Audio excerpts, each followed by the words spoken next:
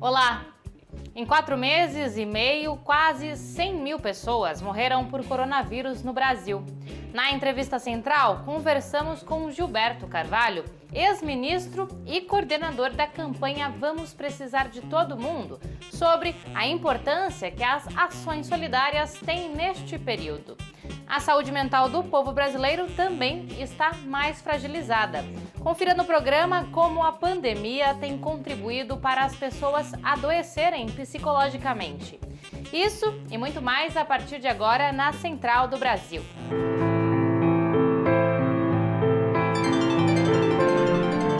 Central do Brasil. Um racha entre os partidos que compunham o chamado Centrão tem aumentado a crise entre as siglas de direita.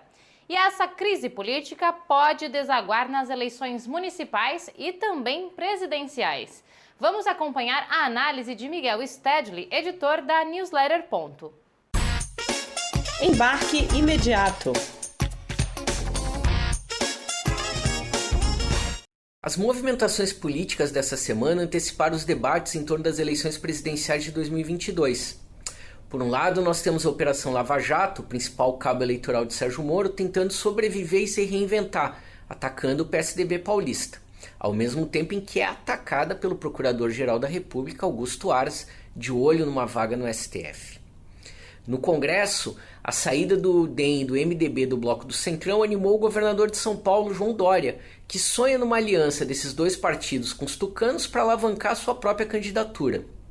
Pela direita, as candidaturas de Sérgio Moro, João Dória, talvez um Luciano Huck, têm pela frente como principal obstáculo a própria candidatura de Jair Bolsonaro, que conseguiu estancar a sua queda de popularidade e hoje teria fôlego para chegar no hipotético segundo turno. Se as eleições de 2022 serão baseadas no anti-bolsonarismo, nós temos pelo caminho ainda as eleições municipais desse ano, onde nós teremos como novidade a proibição de coligações proporcionais. Isso deverá alterar seriamente o quadro das legendas e a organização partidária após essas eleições, e será determinante também para a tática da esquerda, que ainda não construiu o seu polo e ainda não unificou a sua tática do anti-bolsonarismo. A cada dia, cerca de 1.100 pessoas morrem por coronavírus no Brasil. Com as contaminações aceleradas e pela falta de gestão que aprofunda a crise sanitária, muitas pessoas têm encontrado dificuldades em manter uma boa saúde mental. O medo do contágio, o luto e o isolamento são fatores que agravam a situação. Vamos saber mais na reportagem de Camila Piacese. Desde quando o coronavírus chegou ao Brasil, a vida de Elineuza Auxiliadora Silva mudou completamente. A saúde emocional está fragilizada. A técnica de enfermagem, aposentada, moradora de Brasília, diz que ultimamente não se sente bem. Eu ando muito chorona, eu choro muito, eu sinto uma angústia, uma depressão muito grande por não poder ser a pessoa que eu era antes, porque eu sou muito ativa, eu era muito ativa. E com essa pandemia, há 4 meses já que eu não posso sair. Segundo dados da Organização Mundial de Saúde, OMS, 20 milhões de brasileiros sofrem transtornos mentais e adverte que os números podem aumentar nesta época de pandemia. A preocupação da OMS foi comprovada em uma pesquisa feita no Reino Unido, quando psiquiatras relataram um aumento no número de atendimentos de emergência relacionados a doenças mentais durante a pandemia. Outro problema acarretado pelo isolamento social é o medo de perder alguém. Elineuza Auxiliadora contou que todo final de semana a família se reunia na casa da mãe, Dona Maria Ribeiro, de 94 anos, mas agora os encontros de família estão suspensos. Não posso ver minha mãe, meus irmãos, eu tenho um monte de irmãos, eu tenho uma família grande, a gente só se fala por vídeo, entendeu? As poucas vezes que eu fui ver minha mãe, foi assim uma fase de correndo com máscara, com toda a proteção do mundo, nem podendo dar um beijo nela. Para a psicóloga carioca, moradora da capital do país, Ana Beatriz Barbosa, o medo de perder um ente querido deixa as pessoas em estado de alerta. A gente tem um dado aí de um aumento de 30% de suicídios né? A gente tem um dado também que está falando de um aumento de violência doméstica, né? A gente tem questões muito sérias da convivência também dentro do lar que estão se exacerbando. É importante que as pessoas busquem se cuidar, né? Quem tiver como, busque uma terapia online mesmo e fortaleçam suas redes de contato. A arte é uma forma da gente aliviar nossos pensamentos e trazer cor para os dias cinzas. Vamos então para a Parada Cultural para conhecer uma dica que vem direto de Juazeiro, na Bahia. Vamos conhecer a dica do músico e compositor baiano Fatel. Parada Cultural. Fala, gente, eu sou Fatel, músico e compositor juazeirense aqui da Bahia, e o disco da Nova Bahia que eu tenho para indicar hoje é o Verbo Utopia, de Daniel Penha. É um disco composto por 14 faixas, cheio de conceito, de referências, de coisas intrínsecas, assim, então, de minimalismo também. Então é a minha indicação de hoje.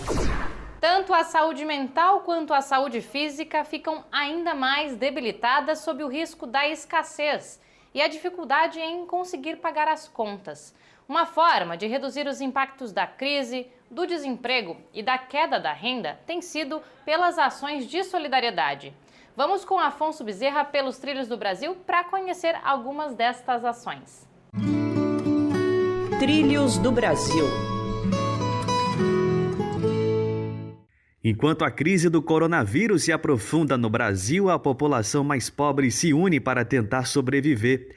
Em uma rede de solidariedade e amparo, tentam manter as refeições e os cuidados médicos durante a pandemia.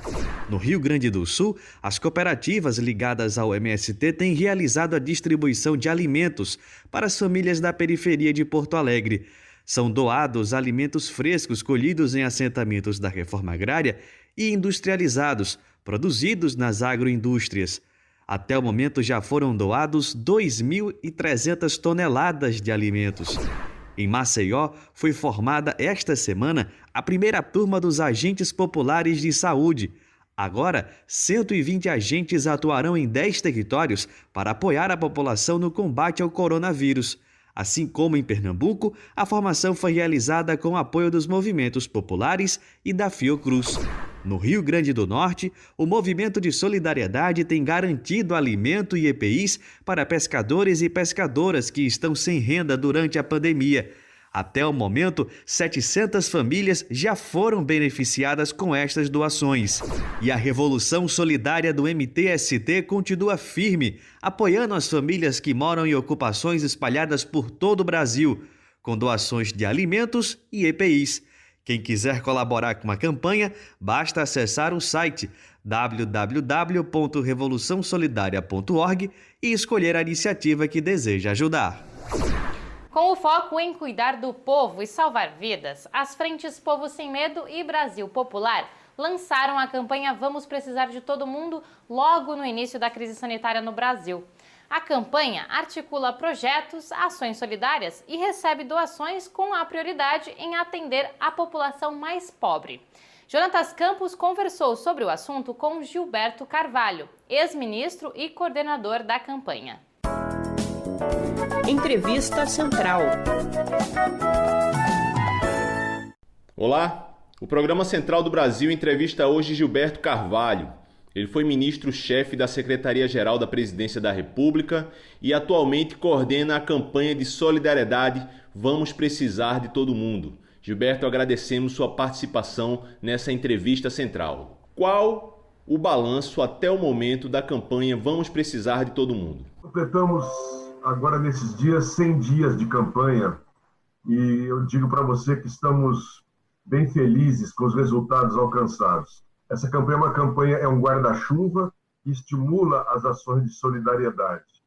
E estamos felizes com as respostas que nós encontramos. Nós temos já espalhados pelo país 315 pontos de solidariedade, que são movimentos como o MST, o MTD, o MAB, a Central de Governos Populares, o MTST, partidos que se organizaram para a coleta e distribuição de alimentos, de material de limpeza, mas também, além de repartir o pão, propriamente dito, repartir o pão da palavra, no sentido de fazer rodas de conversa, de conscientização, de informação, de assistência psicológica, sem falar em brigadas de saúde, sobretudo companheiros do MTD e da Central de Movimentos Populares estão realizando para ajudar o povo a tomar consciência do que é a pandemia. Em termos de quantitativa, para você ter uma ideia, nós distribuímos mais de 3.100 toneladas. 3.100 toneladas, são 3 milhões e 100 mil quilos de alimentos, sem falar em 200 mil marmitex distribuídas, sem falar nas cozinhas comunitárias que foram abertas. E não é a solidariedade do rico para o pobre, é a solidariedade do pobre para o pobre, do trabalhador para o trabalhador, uma solidariedade que busca também a organização e a conscientização.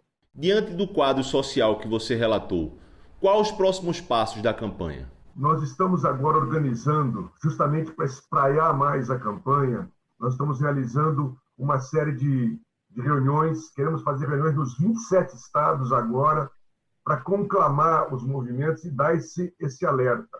Porque, de um lado, a palavra de ordem é gritar e exigir do governo federal um programa de renda básica, uma espécie de Bolsa Família ampliado, porque nós temos clareza de que não voltarão os empregos serão muito deficientes, a informalidade campeia. Então, de um lado, nós vamos começar a fazer um grande movimento para exigir que esse auxílio emergencial seja reestruturado num Bolsa Família renovado. Inclusive, já há um projeto apresentado pelo Partido dos Trabalhadores desse novo Bolsa Família. Essas ações de solidariedade reforçam os laços das organizações populares com as camadas mais pobres da sociedade. Você considera isso um salto de qualidade nessa relação? Não há dúvida nenhuma, porque muitas vezes por esse país afora se semeou preconceito contra o MST, contra o MTST, contra a CUT, contra o movimento sindical, contra os partidos de esquerda. E também, muitas vezes, a nossa burocratização nos afastou deste povo.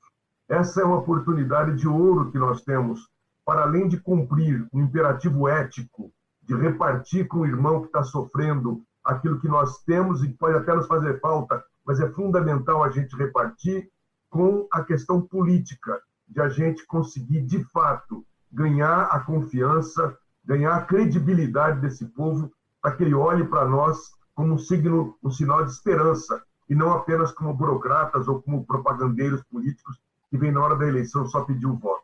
Você falou aí do aprofundamento da crise política e social no Brasil. E eu lhe pergunto, qual o papel das organizações populares diante desse quadro, inclusive na pós-pandemia?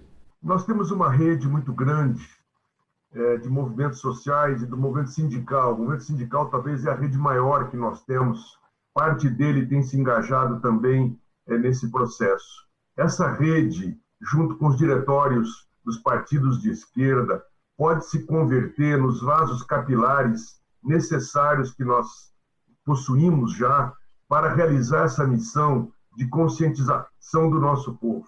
E, junto com isso, continuarmos a campanha de distribuição de alimentos, porque eu quero insistir, é uma oportunidade que nós temos de nos reaproximarmos de uma periferia que muitas vezes hoje está quase sob o total controle ou do tráfico, ou das milícias, ou em outra faixa, naturalmente, das igrejas neopentecostais, que praticam, sim, uma solidariedade, mas num sentido político completamente diverso do aspecto libertário que nós temos que conferir a esse movimento para o nosso povo. A Central do Brasil fica por aqui. E se você ainda não segue a gente no Instagram, anota aí, @Programa Central do Brasil. Eu agradeço a audiência e até segunda-feira.